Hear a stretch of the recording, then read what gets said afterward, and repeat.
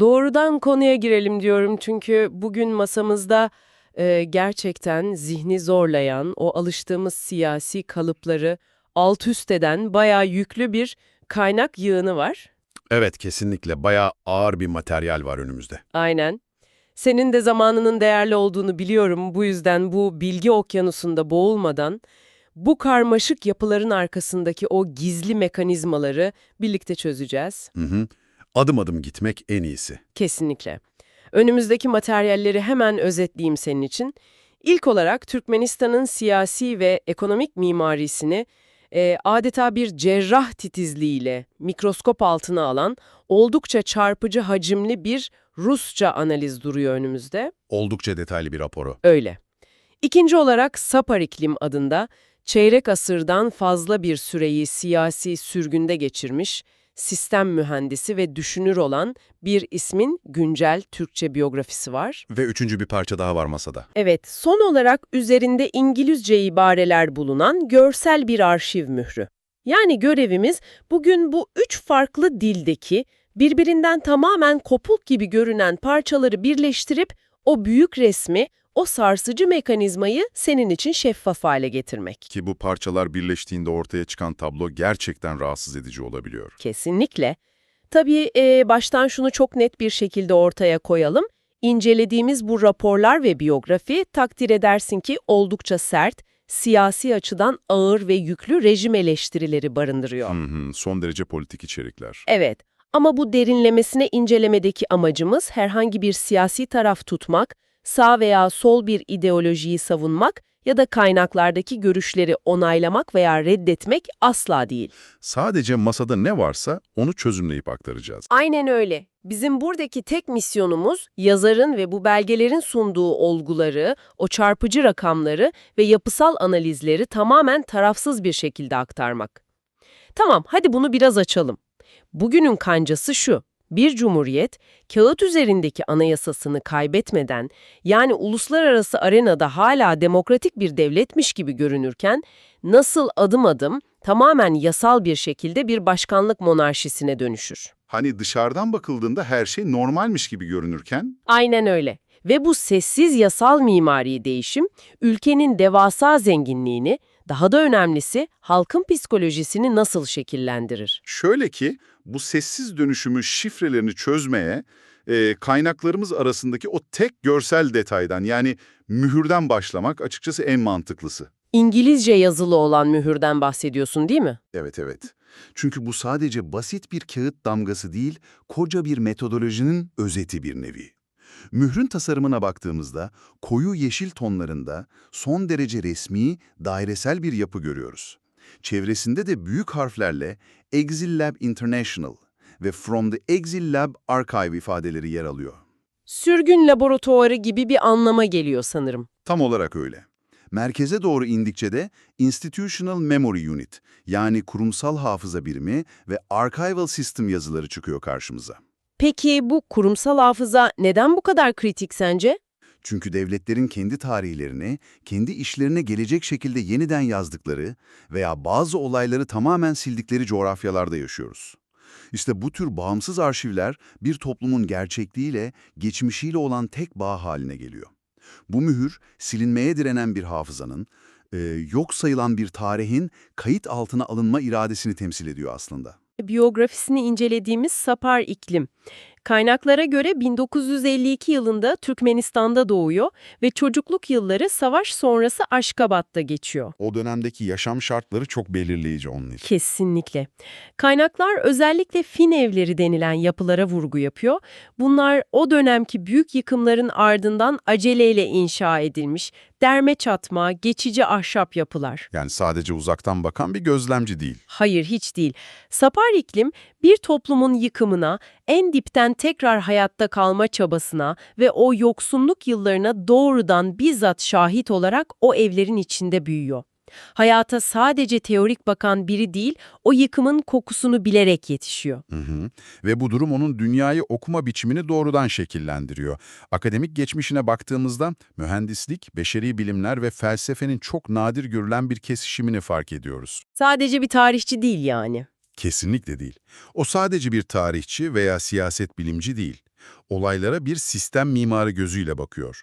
20. yüzyılın sonlarından itibaren 25 yılı aşkın bir süredir İsveç'te siyasi sürgünde yaşıyor olması da ona bu sistemlere dışarıdan makro bir perspektifle ama içerinin acısını bilerek analiz etme imkanı veriyor. Uzak bir yerden ama içini bilerek bakmak. Aynen.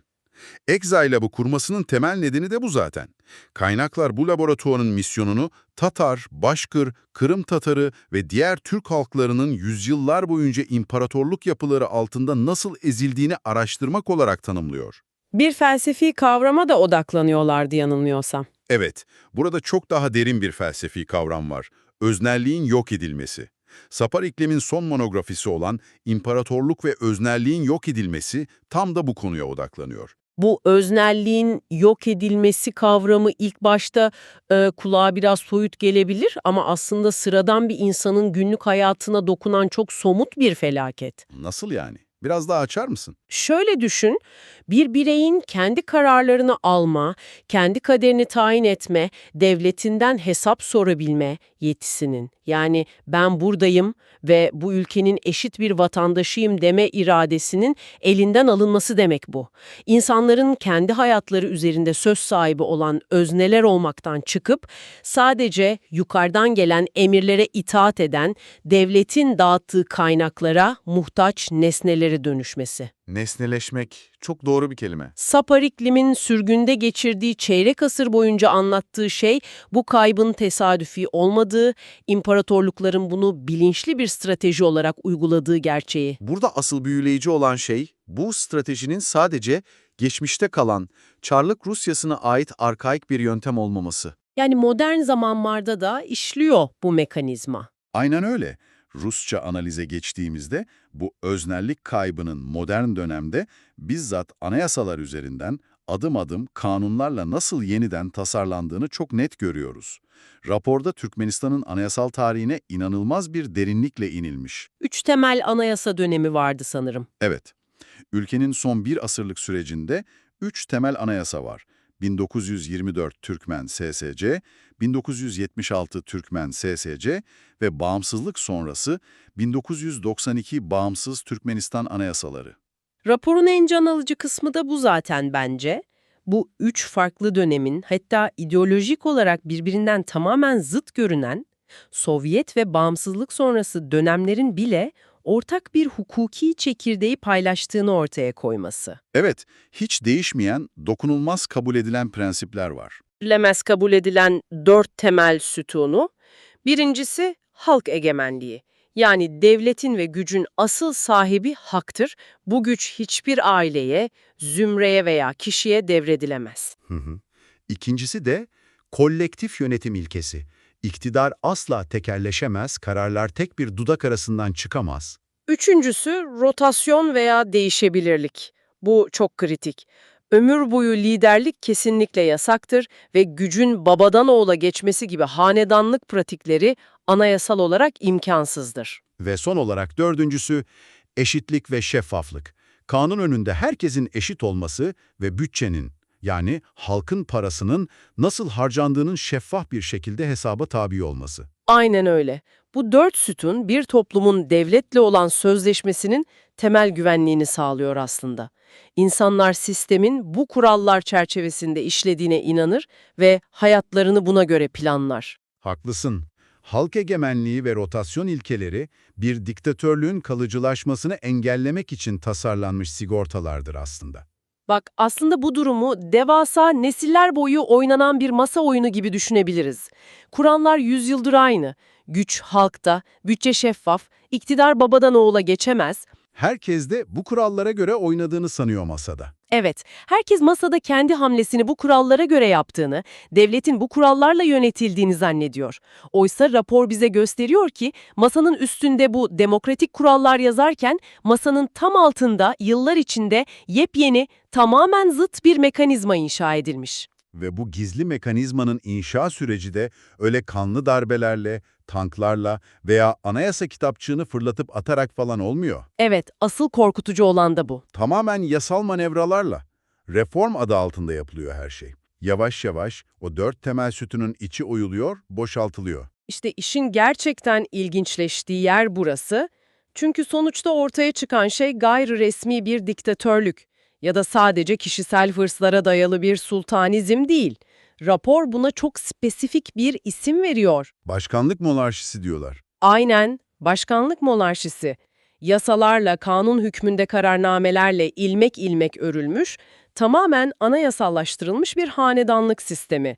Eski sistemle yeni gerçeklik arasındaki zıtlık inanılmaz. O meşhur halk egemenliği ilkesi fiilen ortadan kalkıyor ve yerini tamamen aile egemenliğine bırakıyor. Ve iktidar geçişi de tamamen değişiyor. Evet, en çarpıcı kırılmada 2022'de yaşanıyor zaten.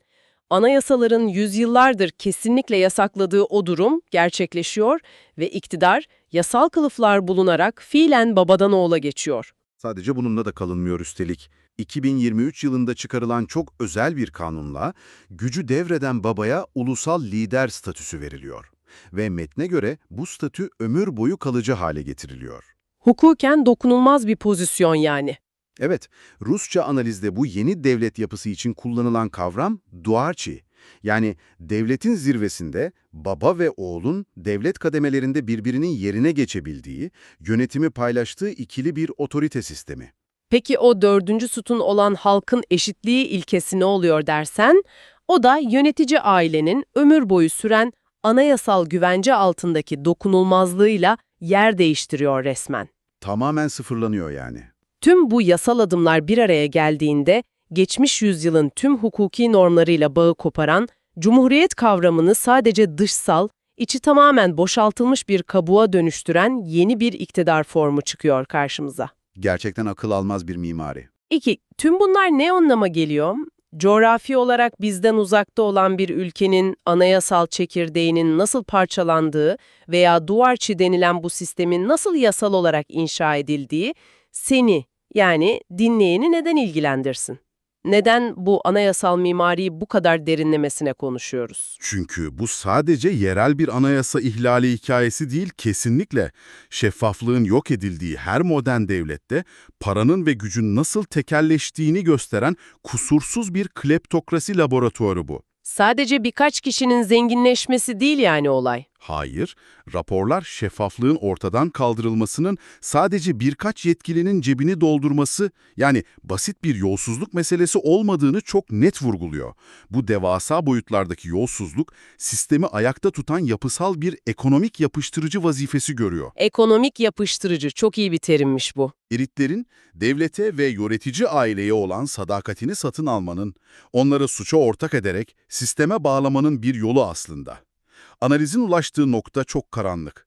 Sistem artık bir kamu hizmeti aygıtı gibi değil, adeta yasa dışı ekonomik örgütlerin iç işleyiş mantığıyla çalışıyor. Rusça rapordaki rakamlara inanamadım ben okurken. Bu ekonomik yapıştırıcının maliyeti bir ülkenin sadece bugününü değil, doğmamış çocuklarının bile geleceğini yutacak cinsten. Rakamlar korkunç boyutlarda. Bütçe şeffaflığı sıfır olduğu için, kurumların denetlenememesi yüzünden ülkenin sadece doğrudan yıllık ekonomik kaybı 12 ila 13 milyar dolar arasında. Her yıl kaybolan devasa bir miktar bu. Şunu bir düşün, her yıl düzenli olarak 12-13 milyar dolar, şeffaf olmayan ihaleler, kayıtsız para transferleri ve denetimsiz rant mekanizmaları içinde tamamen buharlaşıyor. Ve rapor bu noktada çok daha derin bir ekonomik projeksiyon yapıyor aslında. O buharlaşan 12-13 milyar doların sadece bir başlangıç noktası olduğunu belirtiyor. Bileşik faiz etkisi devreye giriyor tabii. Aynen öyle. Eğer bu para şeffaf bir sistemde kalsaydı, yollara, köprülere, teknolojiye, okullara, yani ülkenin altyapısına ve eğitimine yatırılsaydı, ekonomide yaratacağı devasa bir çarpan etkisi olacaktı. İşte bu kaçırılan yatırımları ve yıllar içindeki bileşik faiz etkisini hesapladıklarında toplumun uzun vadeli asıl kaybının 40 ila 60 milyar doları bulduğu ortaya çıkıyor. 40 ila 60 milyar dolar, inanılmaz bir rakam bu. Bu bir ekonominin yavaşlaması değil, sadece bir toplumun zenginliğinin yapısal bir kara delik tarafından resmen yutulmasıdır. Ve bu kara deliği besleyen ana kaynak, ne yazık ki vergi veren, hesap soran bir orta sınıf değil. Kaynaklara göre ülkenin döviz gelirlerinin %90 gibi devasa bir kısmı tek bir kalemden geliyor. Doğalgazdan geliyor değil mi? Evet, doğal gaz ihracatından geliyor. Ve bu bitmek tükenmeyen gaz akışı tamamen devletin, daha doğrusu anayasayı kendi üzerine göre diken o duvar çiğinin, o yönetici ailenin tekelinde. Ortada üretime dayalı, rekabetçi bir ekonomi falan yok ortada. Sadece topraktan çıkan bir servet var. Sadece topraktan fışkıran trilyonlarca metreküplük bir gaz ve o gazın küresel pazarlara açılan vanasını elinde tutan dar bir elit zümre var. Doğalgaz rantının bu kadar kusursuz bir şekilde tekelleşmesi, meseleyi ekonomik bir kayıp olmaktan çıkarıp çok daha ağır bir sosyolojik yıkıma, doğrudan insan maliyetine dönüştürüyor aslında. İnsanlar üzerindeki etkisi en acı kısmı bence de. Kesinlikle rantın tekelleşmesi demek, halkın hayatta kalma araçlarının tekelleşmesi demektir.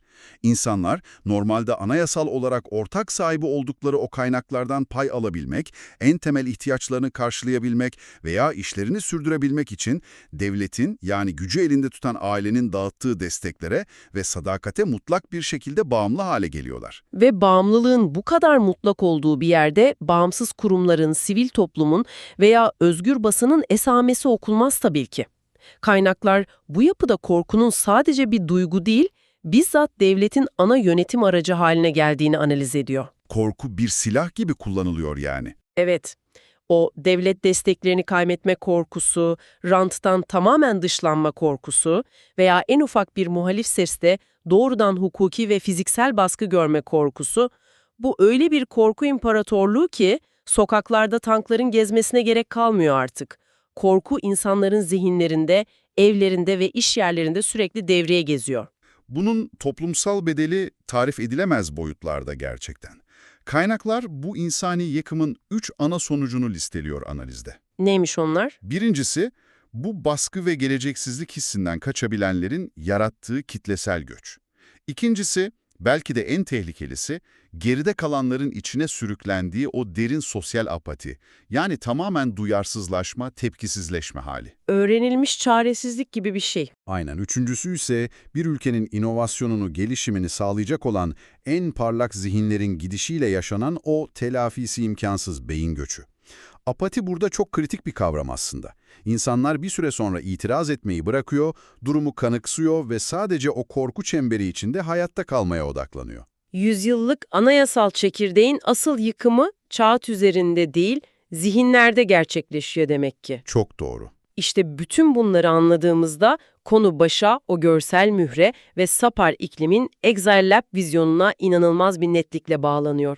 Sapar iklimin öznelliğin yok edilmesi derken bas bas bağırdığı, hayatını adadığı şey tam olarak buydu bence. Kesinlikle o felsefi kavram tam da bu yıkımı anlatıyor. Yasalarla kılıfına uydurulmuş bir başkanlık monarşisi, bir kleptokrasi, halkın sadece toprağının altındaki gazını ve milyarlarca dolarını çalmaz. Onların iradesini, itiraz etme yeteneğini, eşitliğini ve daha da kötüsü, daha iyi bir gelecek tahayyülünü çalar.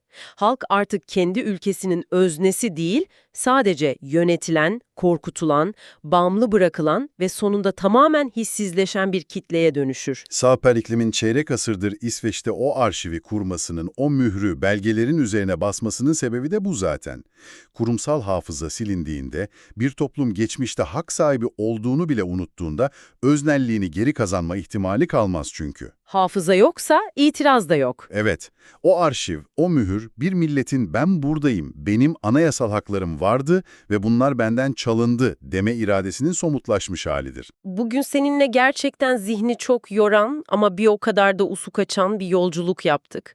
Kaynakları birleştirerek o Exile mührünün ardındaki o direnişten ve Sapar iklimin sürgündeki vizyonundan başladık. Ardından 100 yıldır dokunulmaz kabul edilen o 4 temel anayasal sütunun halk egemenliği, kolektif yönetim, rotasyon ve şeffaflığın kanlı bir darbeyle değil, reform kılıfı altındaki yasal manevralarla masanın altından nasıl yavaş yavaş parçalandığını anladık. Ve sistemin adım adım nasıl dönüştüğünü. Aynen, devletin nasıl anayasallaştırılmış bir başkanlık monarşisine, bir duvarçiye dönüştüğünü gördük.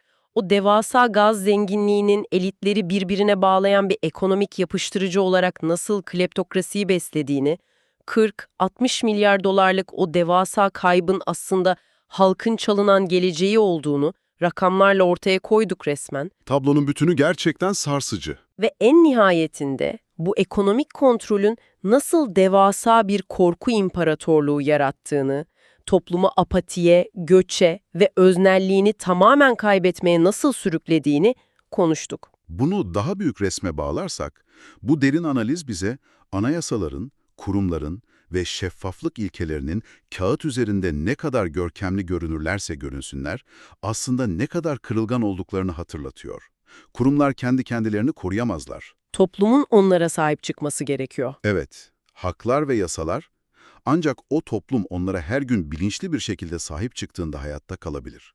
Aksi takdirde en ileri demokratik metinler bile doğru yasal manevraları yapan bir otoritenin elinde kendi diktatörlüğünü meşrulaştırma aracına dönüşebilir. Bu derinlemesine inceleme bize doğal kaynakların ve yasal reformların bir korku imparatorluğu inşa etmek için nasıl mükemmel bir kılıf olarak kullanılabileceğini çok çarpıcı bir şekilde gösterdi.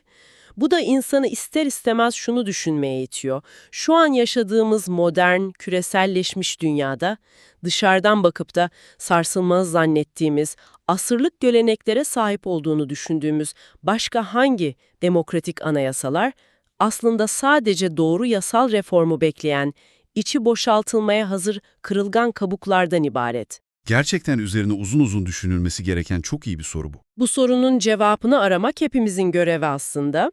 Bugün bu karmaşık metinlerin, rakamların ve o soğuk yasal değişimlerin arkasındaki sarsıcı gerçekleri bizimle birlikte keşfettiğin için çok teşekkürler. Merakını canlı tutmaya, kurumların arkasındaki o asıl işleyişi sorgulamaya ve o görünmez mekanizmaları araştırmaya devam et.